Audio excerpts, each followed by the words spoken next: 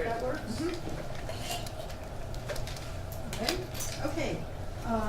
My name is Marcy Harding, and I thank you, Madam Chair, and committee members for the opportunity to speak with you today.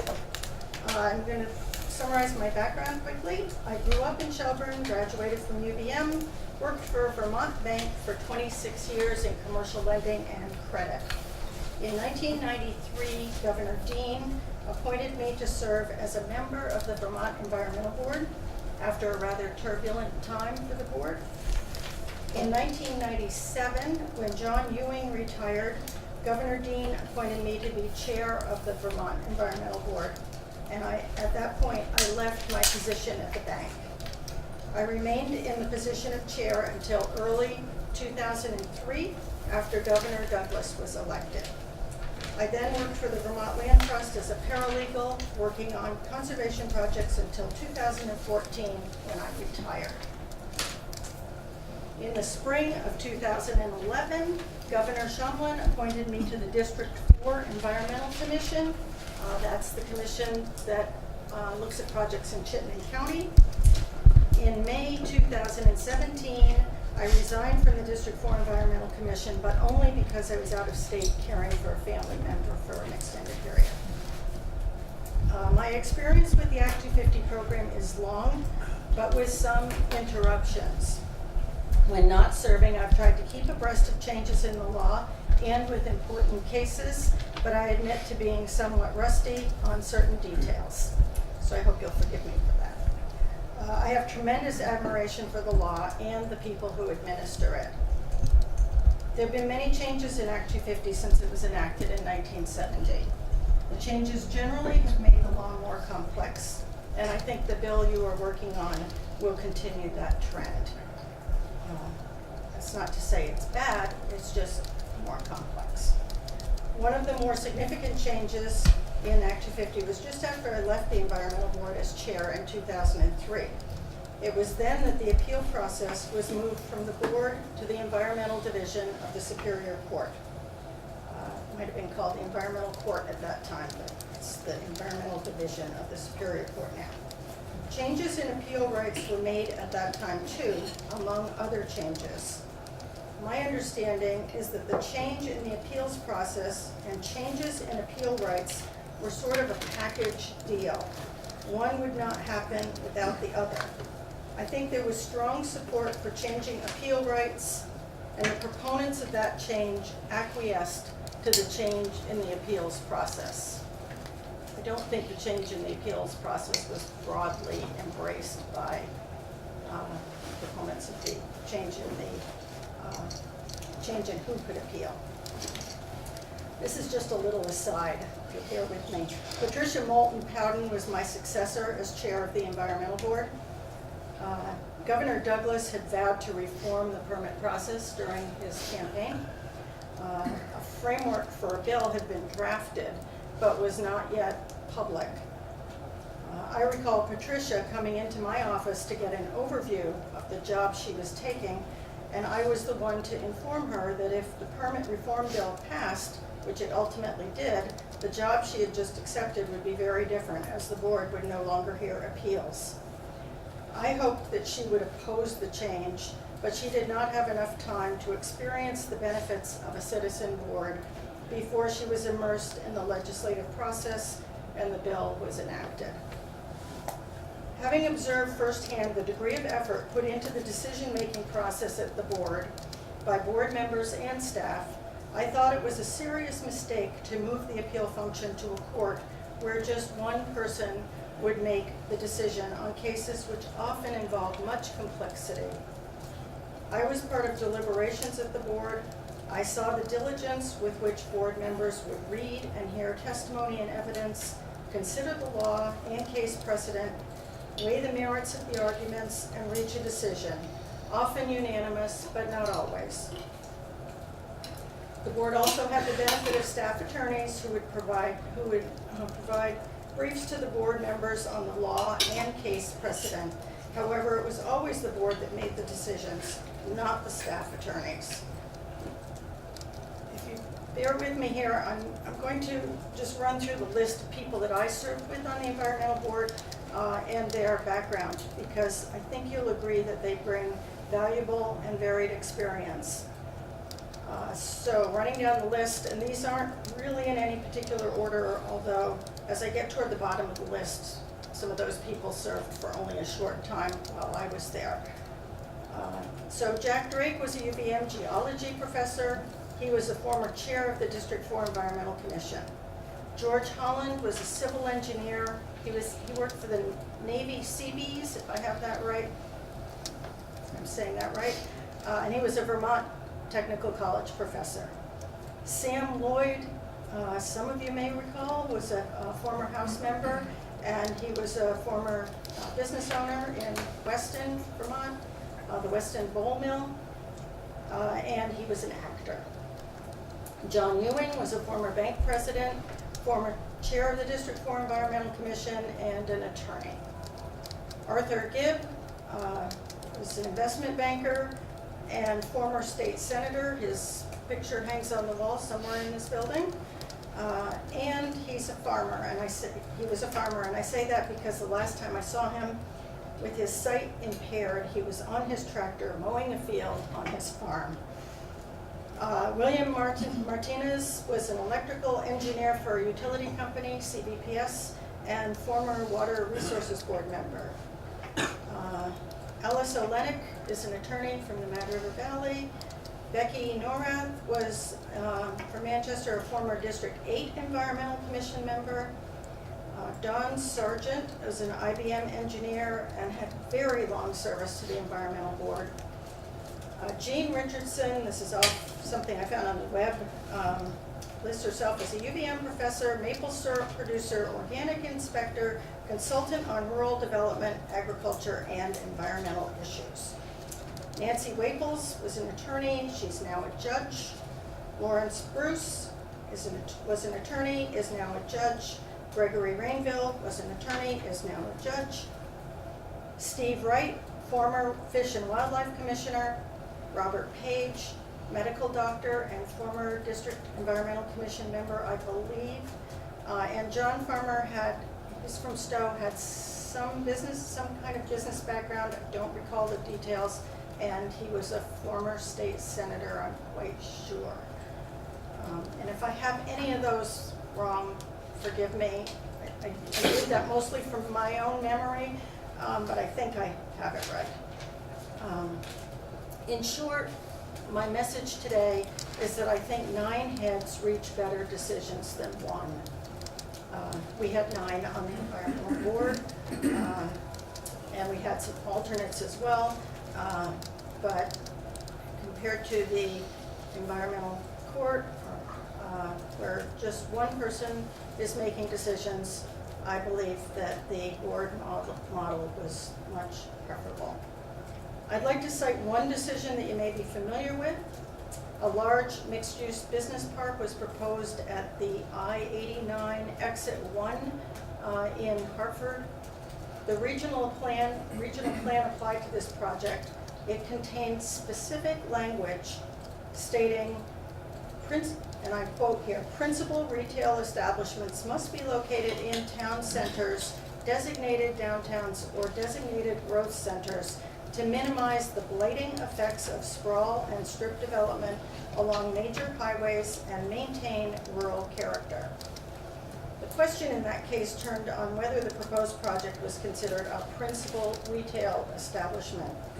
And with 35,000 square feet of retail space, the Supreme Court found that it was, reversing the decision of the Environmental Division. I believe that if 9 environmental board members had considered that case, they would have reached the same conclusion as the Supreme Court and the District 3 Environmental Commission. And I encourage you to read that case if you're interested. This is only one case, but there are other decisions I could cite. My point is, just as with this committee, when you have a group of people together, all focused on one or more questions, you will generally get better outcomes than with just one person. A citizen board will bring expertise, experience, and perspectives gained from different disciplines. I'm sure you've heard from attorneys who prefer the court process. Some might criticize the board process as being too informal. I beg to differ. I'm sure there are citizens who appeared before the board that found it too formal. Not all citizens were represented by an attorney. I believe the board struck a reasonable balance between being accessible and being formal, always giving parties due process. I suspect the cost to applicants and parties before the court is higher than before the board. And I reluctantly say that may be an unstated reason that some attorneys prefer the court process. One clear advantage to having appeals within the Act 250 process was the coordination between the board and commissions that resulted and the guidance the board was able to provide. I can think of several examples where the board developed guidance based on a case it decided, either within the decision or as a separate policy. Such guidance became instrumental in helping the commissions decide similar cases and often was eventually enacted into law. Examples include prime agricultural soils and traffic impact fees. Lifting jurisdiction is another such issue that you are now considering in the proposed bill. Now, on some specifics of the bill you are considering, it's a long bill, and I read it, but there's a lot in it, so. Thank you for reading it. I'm not sure everyone I've heard from has. Okay, section 6021A1 says candidates shall be sought who have experience, expertise, or skills relating to the environment or land use. I think it's beneficial to have some members who have such experience, expertise, or skills, but I don't think it should be a requirement for all members. And I say that because I think it would have been it probably would have been a stretch to convince someone that I had those skills. And as an aside, I presume that prior service on a district commission or on a House or Senate Natural Resources Committee would suffice to meet that requirement. I hope. Representative Odie. Which section was that again? 6021A1.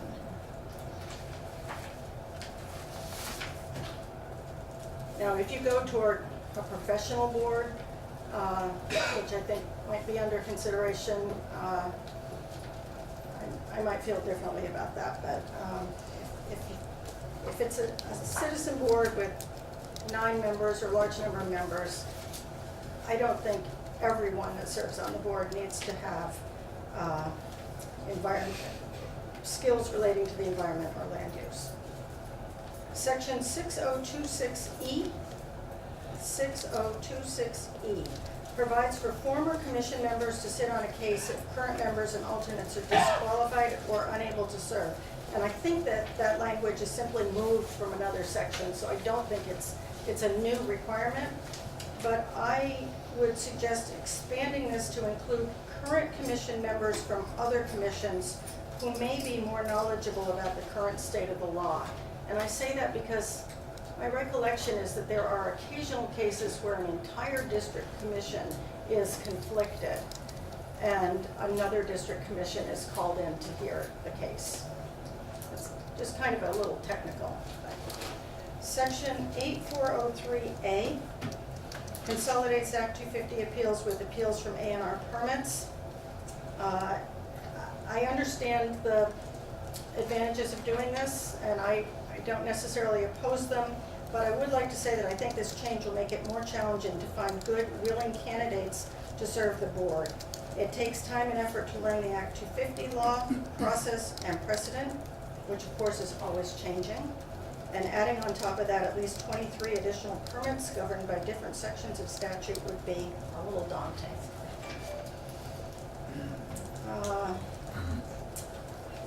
I wondered why you included review in the name of this board, the Vermont Environmental Review Board, and not just the Vermont Environmental Board. You probably have reasons, I just wondered. And I also made a note that additional staffing at the board level would be required if this change was to be made. There's certainly less staff there than there was There's less staff there now than there was when I was there and when the board was considering appeals. So staffing would need to be adjusted. And in closing, on a very personal note, I'd like to say that it was very disappointing to me when the appeal function was moved from the environmental board. I was gone when the bill was enacted, but I still took it very personally. And it gives me great pleasure to know that the legislature is now considering reversing that decision, and I applaud you all for doing so. I think if you were to make only one change to improve the permit process for the next 50 years, this is the change you should make. Thank you. Thank you. Representative McCullough. Thank you so much, Marcy, for coming in, for presenting, once again, a perspective from people who've been there and done that, and with the vision to look forward to how to bring that to our state into the future. I want to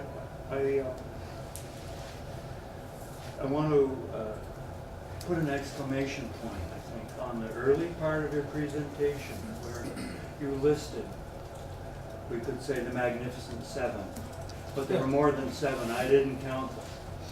And for our committee, I'm sure that there were at least several names everyone in this room would have recognized. I recognized many, not all, but I think it's especially important, coming on the heels of yesterday's testimony by the legal community who prefers the status quo, who always respectfully talked about the former NRB, but also at the same time downplayed the citizen board as, just, they were a citizen board, and, they did a good job, they did the best they could, but they couldn't be expected to perform as good as a judge could. And so I think it's been really important that you named these luminaries, if you will, out, and for our committee to hear that. So I just wanted to put an exclamation point on that.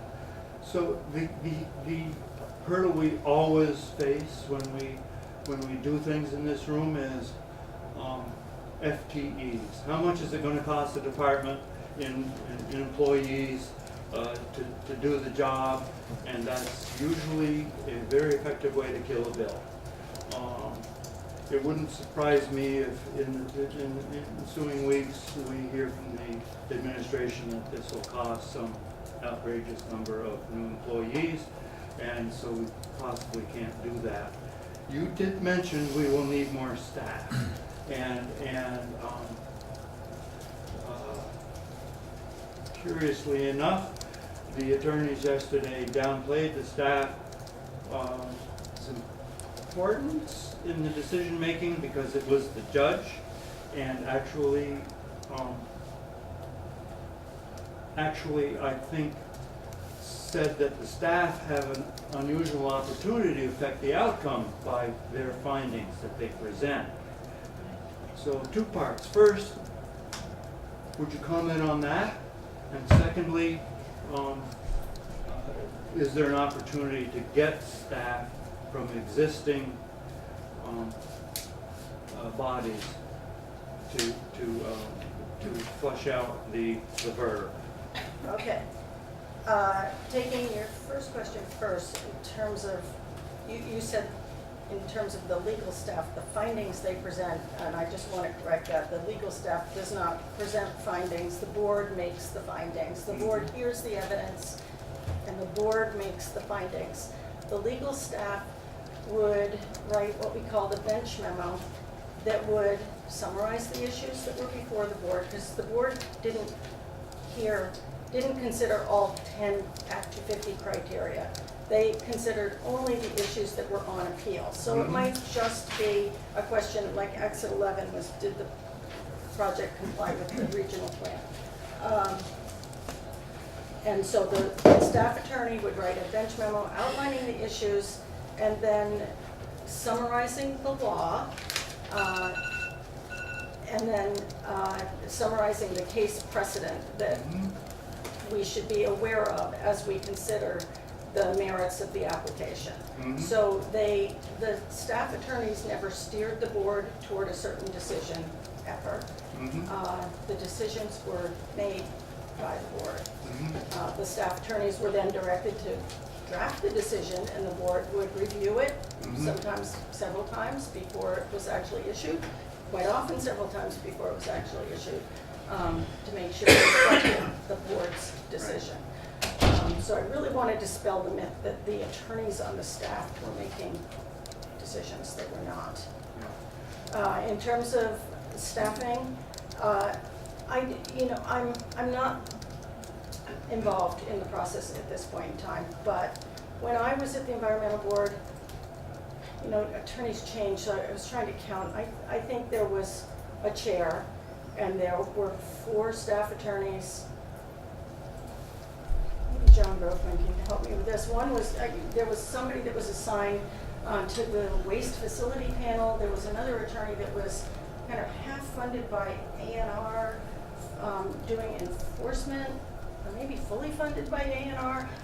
I don't really remember the specifics, but there were definitely more attorneys than there are at the board now. I think there are maybe only 2 attorneys at the board, at the Natural Resources Board now. Somebody can correct me if I'm wrong on that. And there were 4 there when I was there. And of course, if you were to make this change, the load at the environmental court would be lightened. And so there might be some opportunity to move resources around. But really, I'm probably not the best one to figure all of that out. But I do think if you changed the appeal function back to the environmental board, that you would need more staff than you have now. Right. Good. Thank you very much. As you had in the past. Yeah. Yep. You're welcome. So, I have a question for you. One of the things that I found very compelling when we were doing our commission's work, and one of the reasons we came out in favor of this suggestion, is that the idea that the board, if it had the authority to do the appeals, would provide better direction to the district commissions. But we also need to understand that the line that creates, the sort of wall between the board and the district commissions. And if you could flesh that out for me, explain how that worked when you were there, because that's just a piece of it that, so I want to understand how that worked when you were Okay, there. so the district commission makes the initial decision, and then if the decision is appealed to the board, the board would not consider and not even see the district commission decision. The board had no contact with the district commission in terms of the decision it made. It was a de novo appeal. We heard the evidence new. We, as I said earlier, only considered the issues that were on appeal, and we reached our own decision. If in the unusual situation that one of the board attorneys had been contacted for some kind of legal advice during the district commission process, that attorney would be completely insulated from the case before the board. There was a wall, if you want, between anything that happened at the district commission and the board. The board didn't even see the initial application. The board would consider the issues that were on appeal, that were presented to the board, and the parties would file new evidence and testimony regarding those issues. And then how did that also, though, because you mentioned that you felt that it provided better oversight administration, how does that create that? What's the next step? So the board would reach a decision, and it might have guidance within the decision, or it might say, gee, based on this case and 2 others like it, we really need to develop some guidance in this particular area, and it would draft a guidance document. And then about every 6 weeks, I think, there was a district coordinators meeting where all the coordinators would come into Montpelier and the attorneys would provide training for those district coordinators in whatever the issue was. It might be traffic impact fees, or it might be the new regime relating to primary agricultural soils, or something else. And there was a fairly good amount of training to the district coordinators, and they would take that guidance, if you will, back to their district commissions. And then to the aspect of whether this board, if we do go this route, should go back to being voluntary. You mentioned it's technical, some of the changes we have might be even more complex or technical. Is it realistic for us in this time to ask volunteers to step into that role? Again, how much time did it take? Did they participate in those trainings? How much time did the volunteers give to this? And The board members you're talking Yeah. about at this point, Mhm. they were incredibly diligent. We would, milk crates, you probably know milk crates. We would carry cases around in milk crates. That's how much documentation, evidence, testimony there was. Often we required pre-filed testimony, just like you like to get pre-filed testimony in your committee, which I'm sorry I didn't provide, but there would be a lot of information to read in advance of the hearing, and our members did that. And I might add, I noticed there was something about per diems in this bill. Preparation was not compensated with a per diem, only the time you actually spent in a hearing or a meeting. But in spite of that, I always felt that our board members were well prepared. They asked good questions. They understood the law. They understood, how to research case precedent. We had something called the E-Note Index, which listed kind of the key legal conclusion from all the environmental board decisions going back to the beginning of time, 1970. Beginning of time. And they would do the research. I think they felt privileged to be part of the process. And do you think that we could expect that of volunteers in the year 2020? I think you could. Would that be your preference if we go back to that, as opposed to a professional or quasi? Maybe there's some middle ground, a combination with some full-time, more than one, so that when I was there, the chair was a full-time staff person. I was a full-time employee. The other 8 board members only served on cases. They would be called for cases, and we had, was it monthly meetings every couple weeks? I can't remember, but we'd have regular meetings where all the board members would come and we would deliberate on cases that we'd heard and issue decisions. And quite often we would hear, in those meetings, we would hear oral argument from parties whose case had been heard by a hearing panel of the board. So 1 or 3 members of the board would hear a case and draft a decision, and then the parties would have an opportunity to come in and argue for or against the decision, and they would do that before the full board. So that's another thing we did in just regular bi-weekly or monthly meetings. And yes, I think you could find members that would be happy to participate, and again, maybe a combination of maybe 3 full-time staff, professional board type people, and 6 citizen board type people, and maybe something like that would work. I really haven't given it a great deal of thought, but I do support the citizen board. Representative LaFave. Good afternoon. Thank Good you. morning. morning. When the change was made to go from the Citizens Board to the courts, one of the reasons that I'm aware of that was driving that change was to expedite the time it takes to achieve a permit.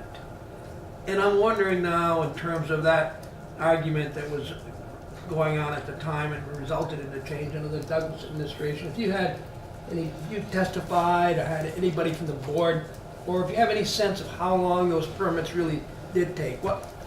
And I think there's statistics on that, and I was not involved. So Governor Douglas was elected. He had run on permit reform. The writing was on the wall for me. I knew that I was not going to be reappointed as chair. Well, I didn't know that until he called me and told me that, but, you know, I did remain hopeful, I have to say, but I wasn't surprised when I got the call, and Patricia Moulton Powell was the next chair, and in terms, the bill, again, it wasn't even public when I met with Patricia Moulton Powell. She didn't know what was in the bill, and I left, she came, I stepped into another job somewhere else, and I was on a very steep learning curve, once again, in a new field of environmental issues, namely land conservation, and I was not involved in the 2003 changes. I was disappointed in them, but not involved. But your question was, I had something more to say about it. Don't mean to interrupt you, go ahead. No, but I'm drawing a blank on what the rest of it was. Well, so. what you've said already, can I just jump to the question of, if you served as chair of that board and Oh, the timing. could see now that also that you could be replaced by a change in governors, wasn't the board more susceptible to political pressure than a court would be? I mean, a judge is, you know, basically has a 6-year period of service, and then he has to come before the legislature in order to keep his job. Okay. And I'm wondering what kind of, you know, what was the checks and balance on the board? Okay, I should clarify, only the chair served at the pleasure of the governor. The other 8 members had terms that were established, generally, I think, 4-year terms, and they were all staggered. So a new governor could not change the makeup of the board significantly until those terms rolled off. So I think that's in response to that question. Yes, But you also asked about timing. I did, on The the timing. permits. So I believe there's statistics about that. I know we had statistics when I was at the environmental board about how long cases took to process. And I believe there are statistics for the environmental court as well. And I don't believe the environmental court has speeded up the process. I think if anything, it's a little slower, but I'm sure there's somebody here in this room that knows specifically the answer to that question. But Hold on. Go ahead. Yes, thank you. So it's your observation, hasn't I think there's expedited? statistics, it's more than my observation. Okay. I think there are statistics that show the average time it took to process a case at the environmental board and at the environmental court. But I'd also like to say, at the environmental board, we would consider the Act 250 permit only. At the environmental court, with consolidated appeals, they hear appeals of zoning decisions, Act 250 decisions, and A&R decisions. And quite often, well, let's go back to the environmental board model. Someone might apply for an Act 250 permit and be denied, let's just say, and appeal to the board. The board could hear that decision when the appeal was filed and make a decision, and maybe the board denied the project as well. Maybe at that point the developer goes back to the drawing board and says, I need to do something different here. The way it is now, the district commission might deny the project, it goes to the environmental court, and there's a zoning application in process, there's a stormwater permit that's needed from A&R, there's other permits that may be needed, and the environmental court, I think, waits until all of those permits have been obtained, which costs the developer money to go through the process of getting the local zoning permit and the A&R permits, before the court will consider all 3 of those cases, let's say, and maybe the court denies it, as the environmental board might have, and the I think that whole process costs the applicant more. It takes more time because you have to wait for those other permits, which will ultimately be consolidated, to be issued. So it can take more time, and I think it most likely costs more money because you're in front of more. If I could just state that, I'm sure you were aware that we had at least 4 judges in here yesterday giving us testimony. Lawyers rather, right? Giving us testimony. And one of the things that I was impressed with the courts handling this situation and the environmental court was that one of the lawyers said, in the event a permit was denied, I could take my client and I can lead him down the reasons, because the environmental courts seem to have a much more, either judicial or a narrow way of saying, these are the things we're looking at here, and you have to show each one in order to prevail. And I can say to my client, well, our argument on how to prevail on this point did not carry. He said, I could not do that in front of the board. It was much more difficult. And so, I'm wondering now that, if that kind of level of satisfaction, knowing that you've been, treated pretty fairly and independent when you appear before the court, is going to be, it's been lost, will be lost in the event that we go back to a citizens panel. That their reasons for rejecting you can be more varied, let's say, more diverse, and so consequently you don't have that kind of nice checklist where you can say this is what happened here. Well, we would issue lengthy decisions on the issues that were before the environmental board. We would take up each issue, and generally it's several different criteria. We would make findings of fact relating to the criteria, and then we would write conclusions of law that laid out the analysis that we did and the conclusion that we reached. And I would have to say that I think any applicant would be hard-pressed to read our decisions and not understand why they have been turned down.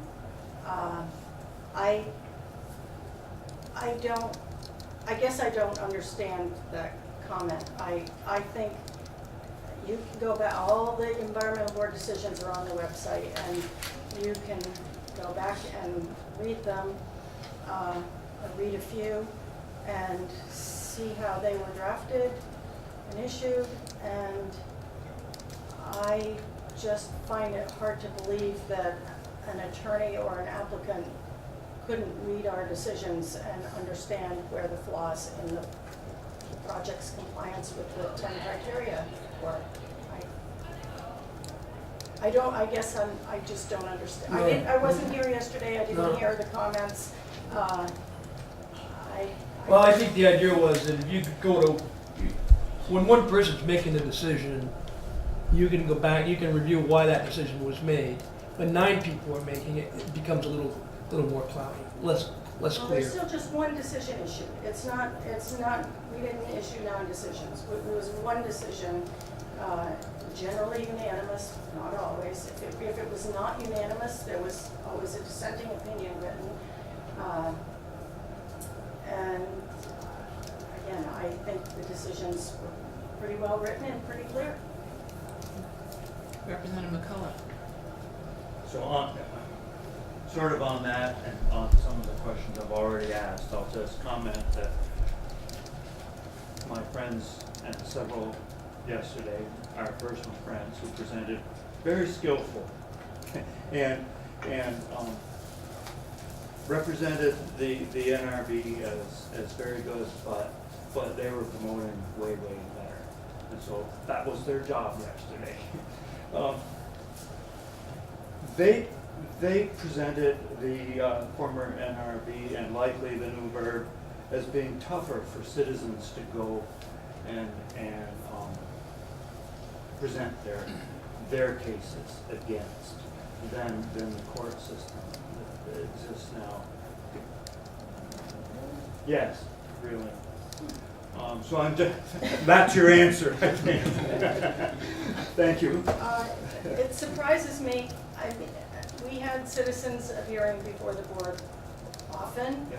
sometimes represented by attorneys, not always represented by attorneys. They also, I feel that, did not like, depositions of pre-filed stuff. They thought that added to the cost and added to the expense, and added to the time. But you mentioned that, I think you've mentioned that pre-filing, was a practice and that it worked well. Could you comment on this? Right, there, in some cases, the more controversial or complex cases, we would require pre-filed testimony.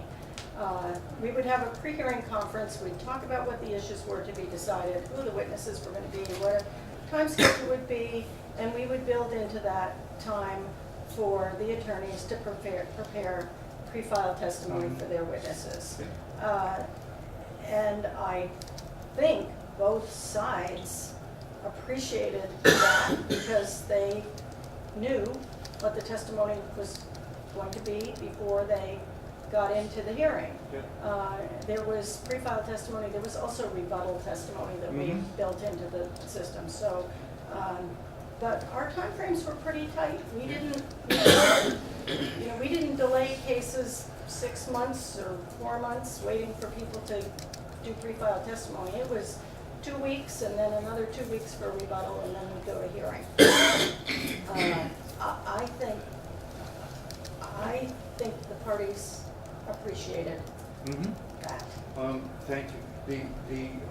There's been a concern raised that the new verb would be in an awkward position as also, if you will, an educator, maybe often you providing some training, educator training, and direction to the district commissions, and then be hearing appeals made by the district commissions. I think you've already touched on that this morning, but would you put an exclamation point on that? Sure. The way that training normally worked was through the district coordinators. So the attorneys at the board would meet with the district coordinators. I, as a staff person, would not be in those meetings. I might stop in at lunch to just say hi to these people who worked out in the district offices, but I would not be involved in the training, all of that. But the attorneys and the district coordinators would discuss whatever the issues were. Quite often it was new changes in the law, or the district coordinators would raise some issue that they had grappled with in their commission to look for input from other district coordinators on how they might have handled something like that. It was, that's the way the training happened. It was not the board meeting with district commissions, ever. Yep. The only time we met, I take that back, there were 2 times. There was an annual meeting in the fall, and there was spring training in the spring. And those, we invited district commission members and coordinators and board members and the legal staff of the board to those meetings and talked about bigger picture issues. There might be a debrief on, in the spring we often included a debrief on whatever had changed in the law in the legislature that year, that kind of thing. And was there a firewall for refusal? Recusal? Yeah, of a member who may have had an issue, who may have been maybe more intimately involved with a particular district commission decision. Right, there definitely were times when a member would recuse him or herself. Yep. It didn't happen often. Yep. One case I recall, involved development along the shoreline, and one of the applicants, maybe it was the opponent's witnesses, was a geology professor at UVM, and Jack Drake, who was also a geology professor at UVM and worked with Paul Bierman ended up recusing himself, kind of at the last minute, because we didn't realize that Paul Bierman was going to be a witness.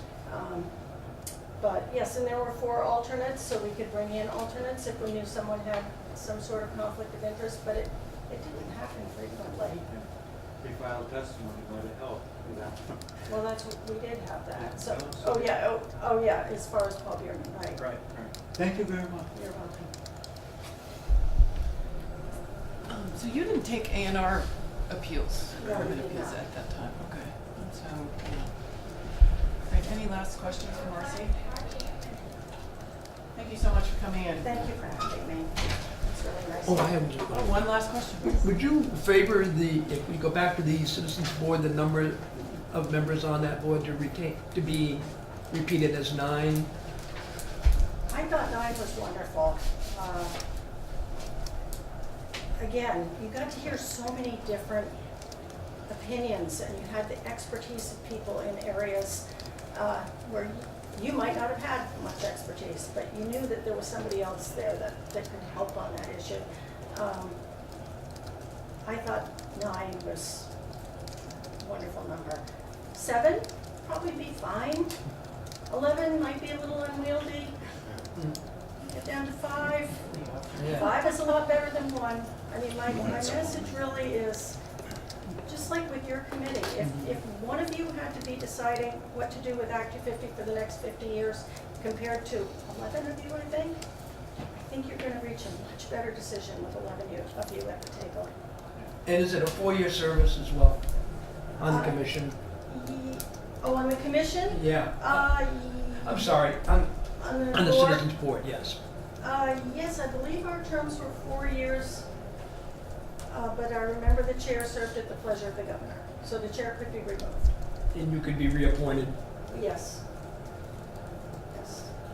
And we had pretty good stability on the board. There was change during the years I was there, but not a lot. And we had some people with very, very long service who were wonderful in terms of, well, I remember this case back in 1970, whatever, and they could talk about something that would be relevant to what we were considering. Thank you. Thank you again. Thank you. All right, committee, we will be doing markup tomorrow with Ellen on the Act 250 sections that we've been focused on.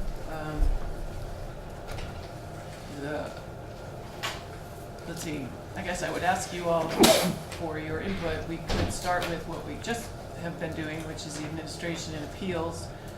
But we've also kind of we heard from the Building Association this morning, because that was a follow-up from last week, so focus on the climate change aspect part of the bill. So, what's your pleasure? Where's your mind in terms of Act 250 and the ability to dive into it? I'm up for what we just covered, it's fresh. Yeah, okay, administration and appeals? Yeah. Okay. I would have requested that we hear from a judge on the appeals. I know Brian Grierson, who's the administrative judge, and was previously to that was I believe a Superior Court judge, asked me why no one had contacted them to give testimony. And so I just bring that up. I heard that you talked to him yesterday, just on the hall. That's what came up. So I would, given the fact that we're going to choose whether or not to keep the present system or change it, I think since he is part of this present system, somebody from his office himself should give an opportunity to testify. I wasn't sure about that, because judges are not political, and I guess I gave it some of my own thought, but I'm open to hearing what others think. I didn't think that was necessarily appropriate. Representative McCullough. I agree with Chris. If it's fresh in our mind, we've heard excellent testimonies on both sides of the issue, if you will, the issue being what's in the bill currently. And I guess I would put forth that we do markup tomorrow, but what Harvey said some weeks ago, it doesn't have to be cast in stone. It would be,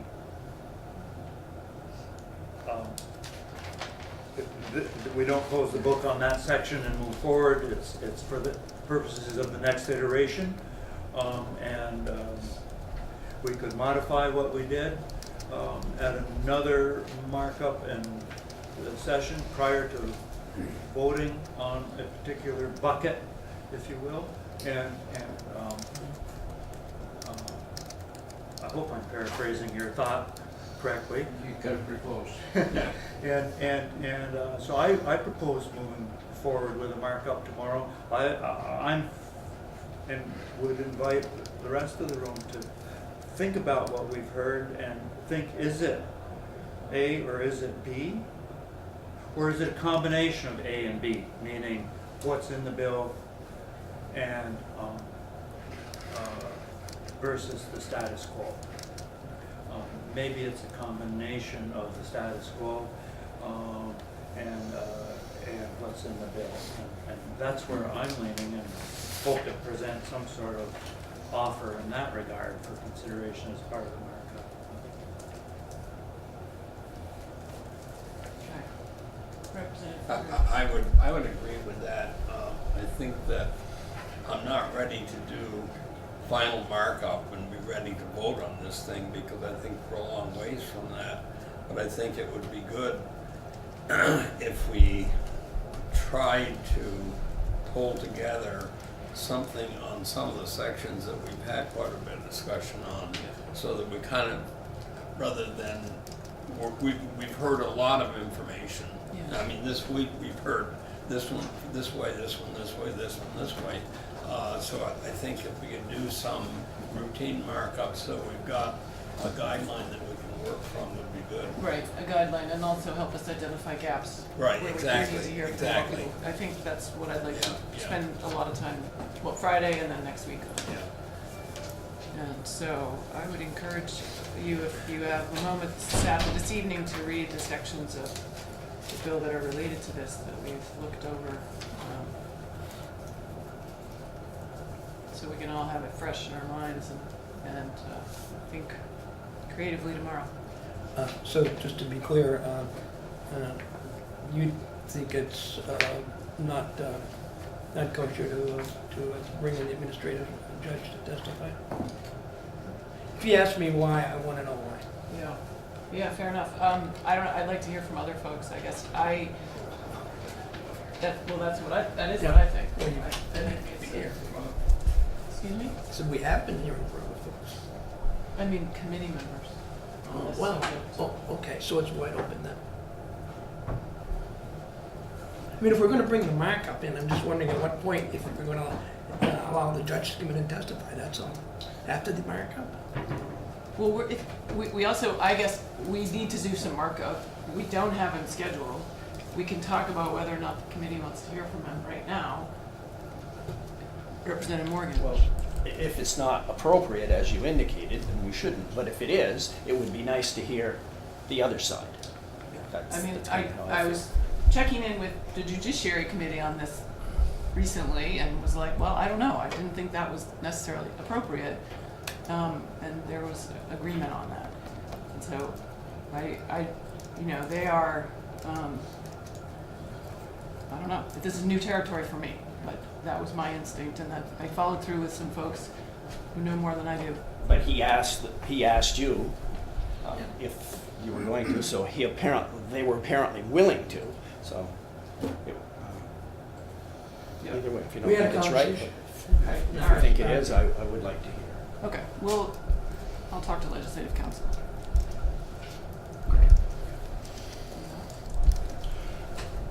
You know, I think we need to put our energies into starting some markup.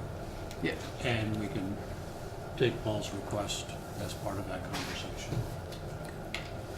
All right, we will adjourn for lunch. We'll be back after the floor.